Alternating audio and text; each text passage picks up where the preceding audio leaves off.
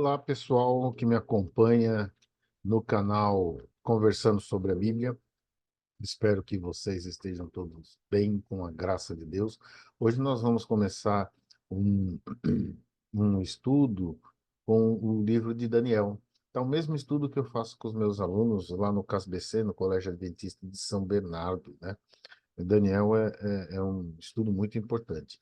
O estudo, a série dos Salmos continua, tá? A gente vai postar mais coisas também sobre Gênesis, mas vamos lá, e antes de começar, vamos pedir a presença do nosso Senhor. Senhor, nós agradecemos por mais esse dia, agradecemos pelas tuas bênçãos derramadas sem fim sobre nós. Queremos colocar nas tuas mãos agora que nós vamos abrir a tua palavra, que nós possamos ser abençoados por ti. Pedimos a presença do Espírito Santo em nome de Jesus. Amém. Vamos lá, gente. Vamos começar com o estudo de Daniel. Vamos entender algumas coisas do livro de Daniel. Ok? Deixa eu compartilhar aqui com vocês, que fica mais fácil o entendimento, mais didático. Vamos lá. Algumas coisas para entender. Primeiro, quem é o autor do livro de Daniel? Né? Alguns estudiosos, algumas pessoas dizem quem seria o autor, né? Mas é fácil descobrir quem é o autor por três passos. Primeiro, né, que o autor é o próprio Daniel, está lá confirmado em Mateus, ó, em Daniel capítulo 9, verso 2, que ele diz assim, Daniel 9, verso 2.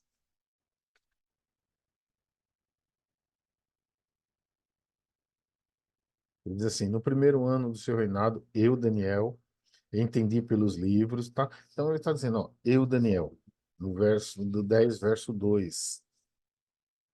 Naqueles dias, eu, Daniel, estive triste por 3 semanas. Daniel 8, verso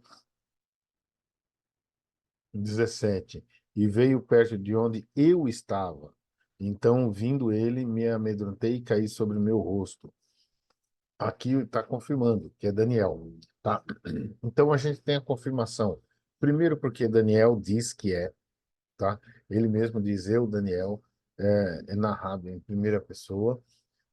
Segundo, porque para conhecer é alguém que conhece muito bem a estrutura do sexto século antes de Cristo. Então tinha que ser alguém que conhecia aquele período, que estava vivendo aquele período. Eu vou dar um exemplo para vocês. Eu falo com os alunos de livros essas semanas aí eu falei dos livros de Machado de Assis, né? Então a linguagem deles, eu falo para os alunos do primeiro ano, a gente está vendo a carta de Cabral, né? A carta lá de Cabral, não, do Caminha, que ele escreveu para o rei, né?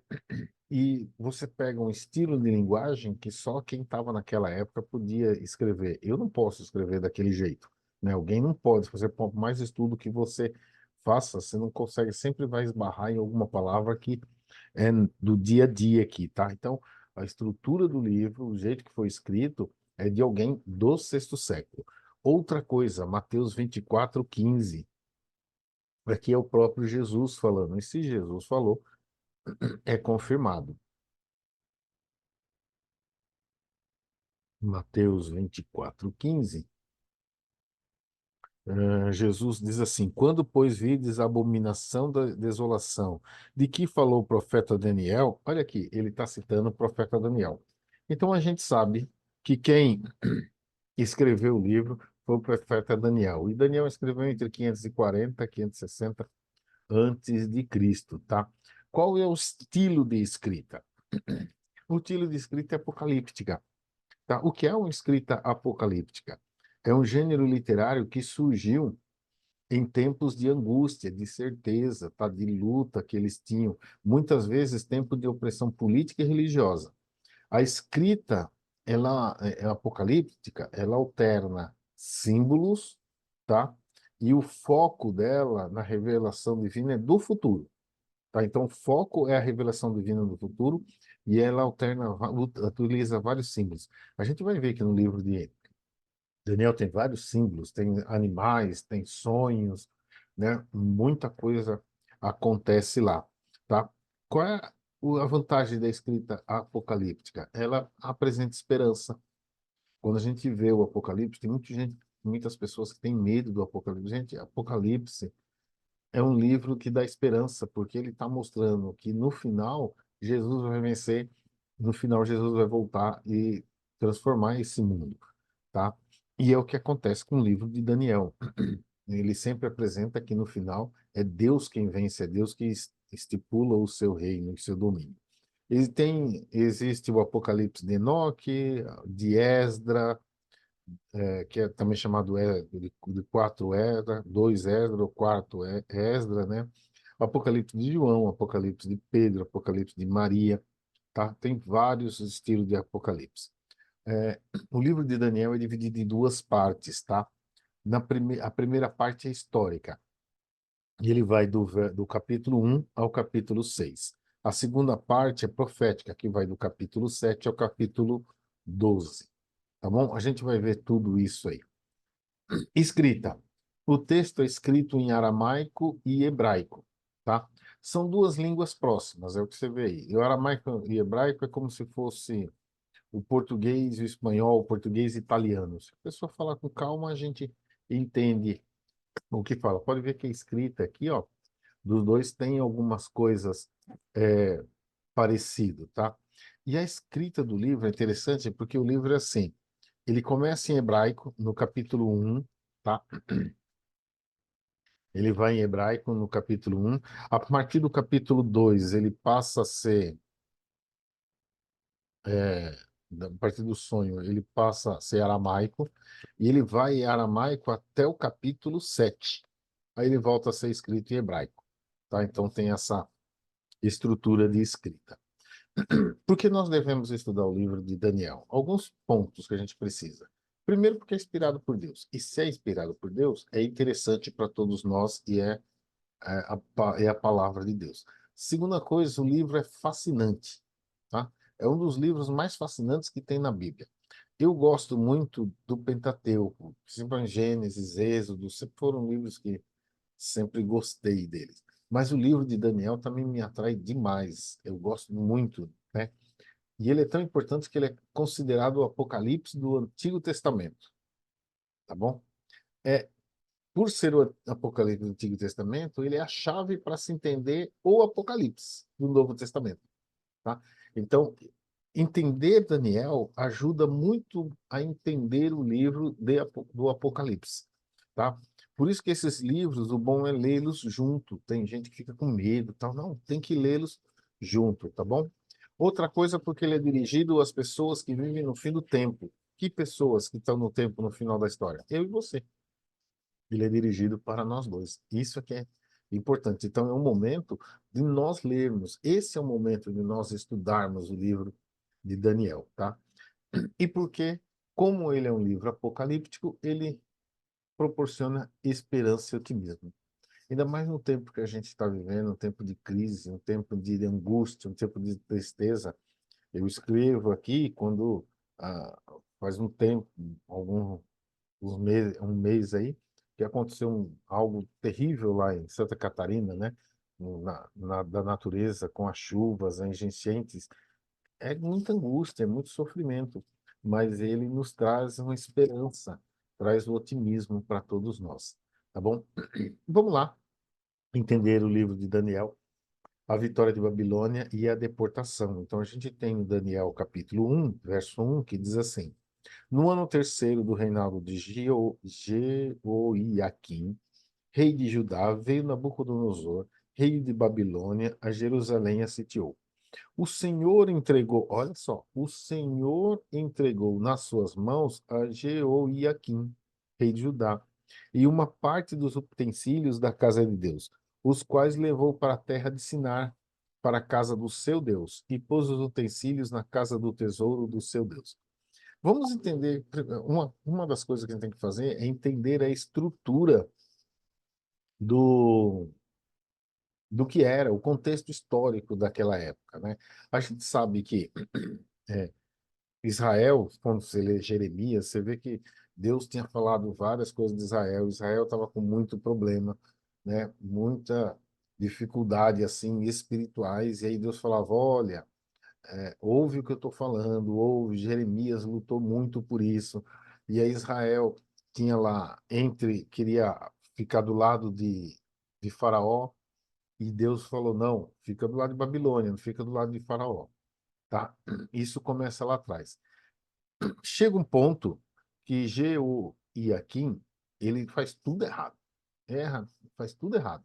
E aí Nabucodonosor vai e invade Babilônia. Ele invadiu por 3 vezes. Das vezes ele foi lá, teve outras que ele não foi. Então ele foi lá, invadiu, destruiu Jerusalém, destruiu o templo, pegou tudo os utensílios, porque ele fala assim, utensílio da casa de Deus, e ele levou lá para a casa do Deus dele. Por quê? O que acontece aqui é um conflito maior. Na antiguidade, quando havia uma batalha entre dois países, vou usar o exemplo da Rússia e da Ucrânia hoje. Se a Rússia e a Ucrânia, a gente sabe que a maioria lá são cristãos, mas digamos que fosse deuses diferentes. Então, a batalha não era só entre russos e ucranianos. A batalha também existia através dos deuses dele. Então, o Deus que ganhar a guerra, quem ganhar a guerra é porque o Deus foi mais forte que o outro. E esse Deus ganhou a guerra. Por isso que a batalha é um conflito entre deuses também. Por isso que Nabucodonosor, quando pega os utensílios da casa de Deus, do templo, ele não leva para sua casa, ele não leva para ele usar. Ele leva esses utensílios para o templo do Deus dele, tá? Por isso que diz, ó, os quais levou para a terra de Sinar, para a casa do seu Deus. Então, na cabeça de Nabucodonosor, ele venceu a batalha porque o Deus dele, seja lá Marduk, né, Bel, venceu o Deus de Israel. Só que a Bíblia diz aqui no verso 2 é que o Senhor entregou.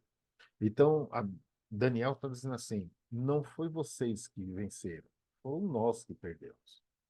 Não foi vocês que venceram, foi Deus que deixou a gente perder. Entendeu? Então, essa era a batalha aí, o conflito entre deuses. A primeira coisa. Por que Israel perdeu? Porque foi infiel a Deus. Você lê o livro de Jeremias, Lamentações de Jeremias também, está lá várias vezes Jeremias falando para eles não fazerem isso, não ser contra a Babilônia, não ser a favor do Egito, mas cabeça dura, né? Cabeça dura, o corpo sofre. Tá bom? Então, essa aqui, ó, esse era o Império Babilônico, tá? Então, você tem aqui o Império Babilônico em verde, tá bom? Ficava aqui, e aqui o Egito. O que acontecia? Se o rei do Egito, Faraó, quisesse batalhar com Babilônia, tinha que sair daqui, passar por Jerusalém e ir. Se a Babilônia quisesse lutar contra o rei do Egito, tinha que passar por Jerusalém e ir até lá. Você vê que Jerusalém ficava no meio da disputa entre os dois impérios, o que é difícil, né, para a gente entender isso aqui. Continuando, ele invadiu e tinha uma coisa que era normal naquela época, tá? Que era tirar as pessoas do lugar. Eles aprenderam com os sírios, os assírios. Os assírios faziam assim: eles entravam no país, tiravam a população daquele país e pegava gente de outro e colocava ali, de outra região. Então ele misturava. Por quê? Misturando, foi isso que eles fizeram em Samaria, misturando não tinha como esse povo se levantar para tentar uma batalha contra os assírios. Os babilônios faziam assim, tirava os mais importantes, os nobres, os mais inteligentes, a nata do povo eles tiravam, levavam para a Babilônia e deixavam só a ralé, porque eles falavam, agora eles não têm como se envolver, como trabalhar, como levantar uma revolução, por exemplo. E Daniel e seus amigos e outras pessoas, porque não foi só Daniel e os amigos dele que foram para a Babilônia, tá? Foram várias outras pessoas. Eles saíram daqui de Judá e foram até Babilônia. Em linha reta, dá 1.500 quilômetros. Eles viajavam 25 quilômetros por dia. Como? A pé. Olha, isso aqui é uma assírio, mas era a estrutura que eles trabalhavam, tá? Era o mesmo estilo que Nabucodonosor trabalhava. Então você vê aqui os derrotados, tá? Sendo levados, amarrados e amarrados nas pernas. Então quem sobrevivia à batalha era levado como escravo. E nem sei qual é o pior, né? Morrer ou ser levado como escravo. Mas eles eram levados como escravo a pé. Então podia ter mulher, criança, homem. Agora você imagina, 1.500 quilômetros, deve ser daqui o quê? Daqui a Porto Seguro, mais ou menos isso, né? 1.500 quilômetros a pé, no deserto, como escravo, não era algo fácil. Não era algo fácil. Você sai do seu país, você vai olhando lá, tudo destruído, você sabe que não vai voltar mais. Acabou ali, acabou as esperanças, acabou tudo que tinha. Então, não foi algo fácil para Daniel. E aí, continuando, tem aqui, ó, a alienação cultural. Olha o que diz no verso 3. E disse o rei a Aspenaz, chefe dos eunucos, que trouxe algum dos filhos de Israel da descendência real e dos príncipes. Daniel era de descendência real e era príncipe Israel, tá? Jovens em que não houvesse defeito algum, de boa aparência, instruído em toda a sabedoria, sábio em ciência, entendido no conhecimento, que tivesse habilidade para assistir no palácio do rei e que lhes ensinasse letras e línguas do caldeu. Então eles procuravam o melhor que tinha, jovens, jovens bonitos, jovens com saúde, jovens inteligentes, jovens que poderiam crescer culturalmente, que podiam crescer intelectualmente, né? Então eles levavam lá para o lugar porque eles iam ser doutrinados lá. A gente nota aqui, ó, uma diferença. Você vê todo mundo barbudo e um sem. Por quê? Né? Olha aqui, isso aqui também é assírio. Você tem dois rapazes aqui, ó. Eles, além de não ter barba, são meio rechonchudo, tá? Aqui tem um exemplo melhor. Tem um rei, opa, o rei assírio, tá? Aí você tem o jovem que atende o rei, o rapaz, e aqui você tem a figura de um representante de Deus, possivelmente Marduk também, tá? Mais perto para ver. Você tem aqui, ó, ele com barba e esse rapaz sem barba, o rei com barba. Por quê? Porque eles eram eunucos, tá? Eles eram eunucos, assim como os assírios, os babilônios faziam esse essa coisa de eunuco. Eunuco é jovem castrado, tá? Então, como eles imitavam os babilônios, né, no seu estilo, eles imitaram isso aí também. Aí você fala, nossa, mas Daniel possivelmente era eunuco. Como é que, que se tira essa conclusão? Por algumas coisas. Primeiro, quando os amigos de Daniel foram jogados na fornalha, quando Daniel foi jogado na cova dos leões, eles foram sozinhos. Era costume da época que se tivesse família, jogava todo mundo, toda a família junto. Eles acabavam com tudo para não ter negócio de vingança. Outra coisa, tem essa passagem bíblica aqui, ó, Isaías 39, 7, falando do povo. E até os teus filhos que procedem de ti e tu gerares, tomarão para que sejam eunuco no palácio do rei de Babilônia. Então, fatalmente, possivelmente, uma possibilidade muito grande, tá? Daniel e seus amigos foram eunucos. Havia duas formas de ser eunuco.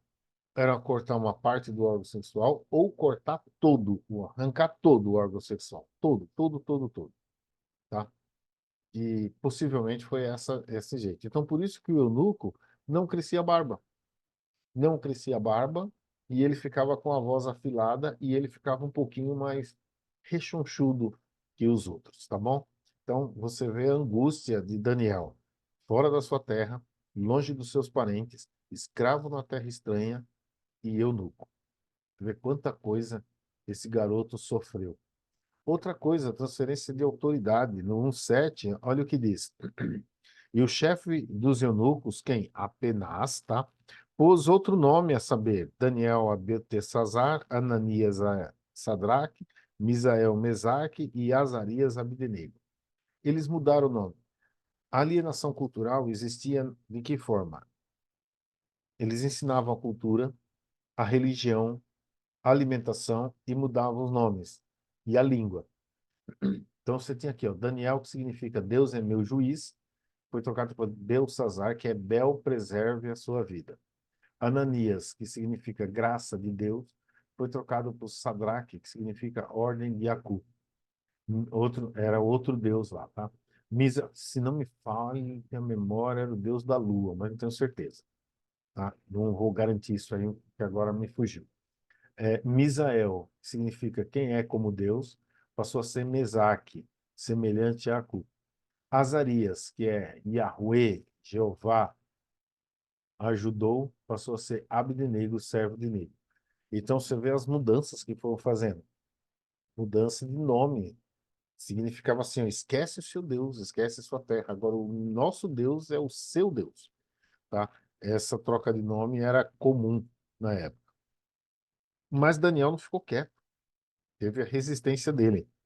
O que é que Daniel fez? Então tá aqui, ó, Daniel 8, 1, verso 8.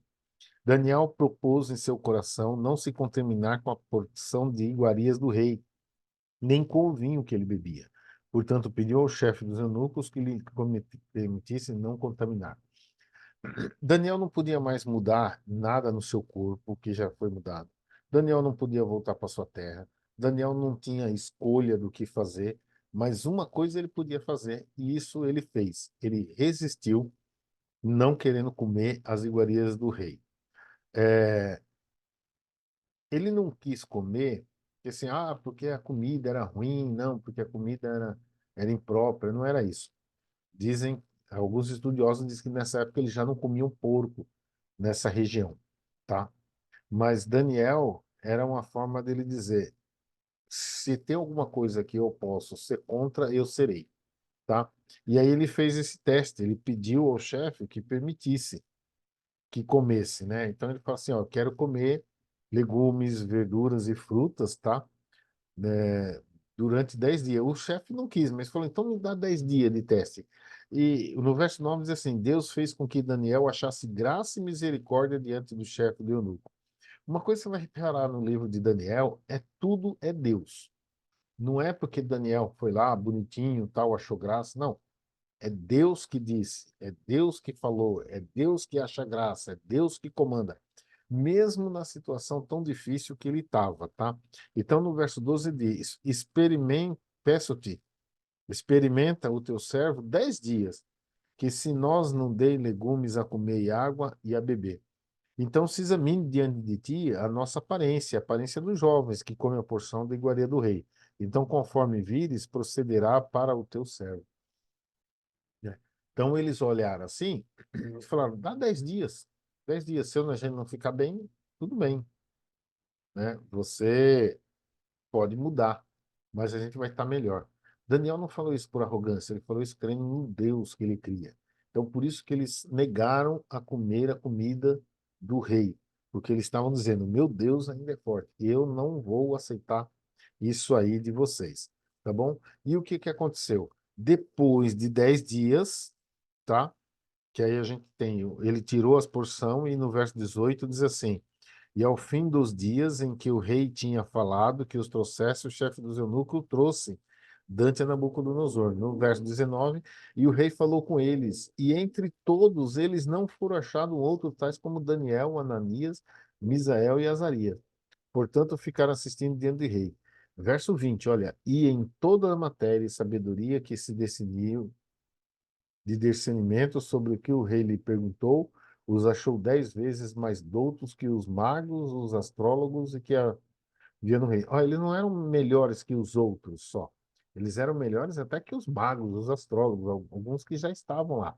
Quando fala assim que ele tem 10 dias, vieram 10 vezes mais doutos, não quer dizer assim, porque ficou 10 dias e aí para cada dia vezes. Não. O que ele está provando aqui é o seguinte: é Deus que deu a sabedoria. É Deus que concedeu isso. Não é ele, tá? Tanto que no verso 17 diz assim: quanto a esses 4 jovens, Deus lhe deu conhecimento e inteligência em todas as letras e sabedorias, mas a Daniel deu entendimento de toda a visão e sonho. Então, Deus é que dá. Deus é que está com ele. Mesmo nessa situação difícil, nesse problema que eles estão passando, Deus que está com eles. Tá? O que que a gente aprende com o livro de Daniel? Quer dizer, o que que Daniel teve que aprender? As línguas sumerianas, tradicional língua sagrada, dos sinais uniformes, era a língua do templo, tá? Acádia, que é um dialeto local de origem semita. Aramaico, que era a língua dos negócios e diplomacia, escrito com a mesma letra do hebraico, que vocês viram lá. O aramaico era que nem o inglês hoje, era a língua do comércio, era a língua, né, que todo mundo usava. E o que é que eles aprenderam dos caldeus? Então tem aqui, ó, raiz caldu ou cachdu, construir mapas estrelares e astronômicos, tá? Daqui que vem o nome caldeus, tá?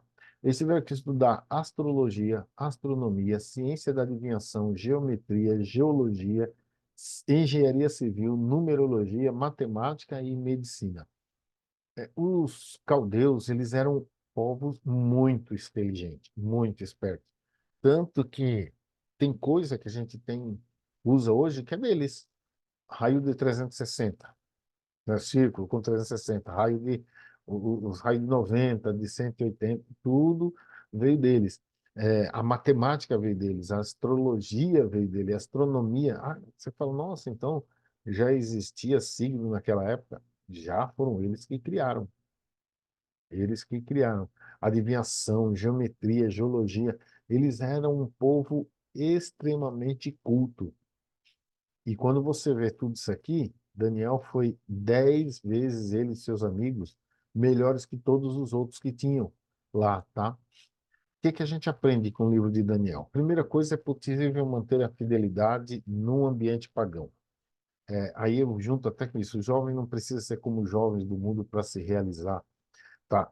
Às vezes a gente vê alguns conhecidos, alguns jovens que estão na igreja, foram criados na igreja desde pequeno, foram desbravador, foram... E aí, quando vai para a faculdade, encontra um professor que quer mudar a cabeça deles, que quer ensinar coisa, que quer, né, enfiar coisa que não tem nada a ver com a Bíblia, e eles aceitam. Aí diz, não, mas é tão difícil, o ambiente da escola é tão difícil. É possível manter a fidelidade, gente.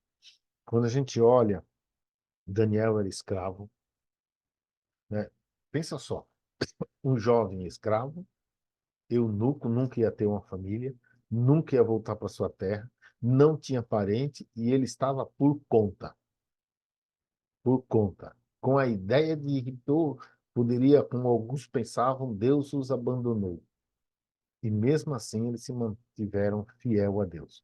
Então, ó, é possível manter a fidelidade e você não precisa ser igual o jovem que tem no mundo para realizar. Outra coisa, Deus usa a pessoa em todas as classes. Deus usou o servo lá, o chefe dos eunucos para ajudá-los, né? Deus usou eles quando foi precisar, quando precisou. Então, todas as classes, Deus tem pessoas. E o servo de Deus não se corrompe, mesmo no ambiente político. Às vezes a gente olha e gente falando assim, mas se entrou na política, tem que dançar conforme a música, senão ele não vive. Daniel entrou na política, não dançou conforme a música. Foi um servo de Deus. Daniel, Sadraque, Mesaque e Abdenego, com todas as suas dificuldades, tudo que eles tinham como escravos, eles não se corromperam, eles não tiveram problemas, sempre fiéis a Deus. E isso pode ser também para você, ser fiel a Deus em todos os momentos. No final do livro diz assim: tu, porém, vai até o fim, porque descansará e te levantará na tua herança, no fim dos dias. Todos nós temos uma herança que Deus quer dar para nós, para mim, para você, para todos os que estão aqui. E essa herança é uma herança de glória. O que a gente sofre aqui, o que a gente passa por aqui, é pouco, gente. É muito pouco. O que Deus tem para dar para mim, para você, é algo fantástico. Não perca isso. Não perca essa felicidade, esse momento, tá? De que Deus quer dar. Que Deus possa nos abençoar. Você comente aí, compartilhe, tá? Nós estamos começando a série hoje. Falamos de Daniel, capítulo 1, todas as dificuldades que Daniel teve, que vocês souberam, mas mesmo assim eles se mantiveram fiéis a Deus. Que eu e você possamos nos manter fiéis a Deus, assim como esses jovens. Um abraço, até a próxima.